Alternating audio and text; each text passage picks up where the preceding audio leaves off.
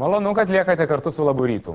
O augintinių skiltis šįryt pasakoja apie malonius rūpešius. Ką reikia žinoti ir turėti prieš parsivežant į namus naują gyventoją – šuniuką. Ką tu nori? Nori, kad žaistų? Šiems mažyliams retriveriams 6 savaitės. Netrukus keli jų keliaus į naujus namus. Iš veislyno šunis išvažiuoja paskiepyti, dehelmetizuoti, pažymėti mikročipu arba tatuiruote, su kilmės dokumentais ir gyvūno augintinio pasu, dar vadinamu skiepų knygute. Nesvarbu, ar į namus atkeliauja veislinis augintinis ar pamestinukas iš prieglaudos, naujam gyventojui būtina pasiruošti. Pirmiausia, numatyti keturkojų nuolatinę vietą, kur gyvūnas jaustųsi ramiai, saugiai, galėtų stebėti aplinką, bet netrukdytų šeimos nariams. Linkusiam graužti daiktus šuniui retriverių veisėja patarė įsigyti narvą. Kad ir kaip baisiai tai beskambėtų, iš tiesų pripratusiam augintiniui narvas reiškia jo namus.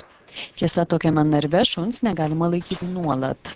Taip pat reiktų peržiūrėti visus augalus, nes kai kurie augalai yra nuodingi ir juos reiktų tiesiog pakelti ar pernešti į kažkur nepasiekiamą vietą. Patraukti visus nereikalingus daiktus, pavojingi būna visokie maišeliai, laidai, kempinėlės, ką šuniukas gali sugriaužti, prisivalgyti ir turėti vidų suvirškinimą. Be abejo, reikalingi tokie buitiniai daiktai kaip dubenėliai, vandeniui ir maistui. Veisėja patarė rinktis lengvai plaunamus, sunkesnius ir tokio dydžio, kad tiktų naudoti ir suaugusiam šuniui. Dubenėlius reikėtų įtaisyti ant stabilaus padėklo ar specialaus stovo.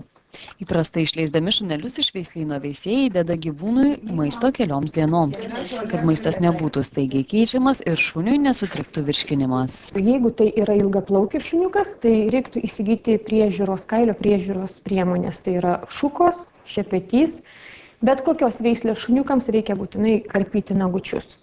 Taip pat reikalingos žirklės nagams, taip vadinamos specialios giliotino nagams. Na ir žinoma, neapsieis nei vienas šuniukas be antkaklio ir be pavadėlio. Antkaklis tai jau toks dalykas, kurio su vienu antkakliu šuniuko neužauginsi. Taip kad iš pradžių pagal dydį reikia pirkti iš pradžių mažam šuniukui, po to, kai auga, didėja pats šuniukas, tai ir antkaklis keičiasi.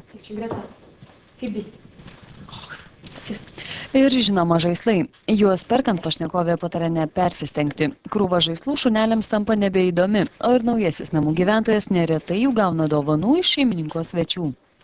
Tinkamiausi žaislai keturkojams mažyliams, pasak veisėjos, guminiai ir susuktos medvilnės virvės. Ir dar vienas labai svarbus keturkojo naujiesiams šeimininkams klausimas.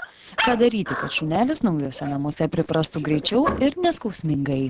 Pirmiausiai, turbūt geriausia šuniuką pasimti prieš savaitgalį, nes vis tiek bus bemiegių naktų, kad nebūtų didelio streso ir šuniukui pasilikti iš karto vienam ir šeimininkam, kad būtų laiko išsimiegoti ir pailsėti prieš darbo dieną.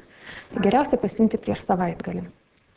Taip pat gerai atsinešti iš veislyno, iš vados, iš lizdo kažkokį tai paklotėlį ar dar ką nors su senų namų kvapu.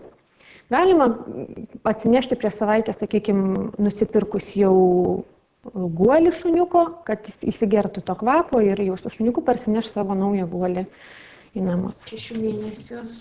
Patariama iškart įsigyti tokį guolį, kuriame tilptų ir suaugęs šuo. Anot veisėjos, tinkamiausi guoliai medžiaginiai ir lengvai plaunami. Reikia turėti pasiruošus laikraščių krūvelę, nes šuniukai labai greitai išmoksta daryti į vieną vietą, kol nežino, kad reikia viską atlikti lauke. Ir turėti tiesiog laikraščių arba vienkartinių palučių. Apie šunų vadinamąjį kraitelį tiek. Kitoje augintinių skiltyje pasakosime apie tai, kaip pasiruošti prieš įsigijant katę.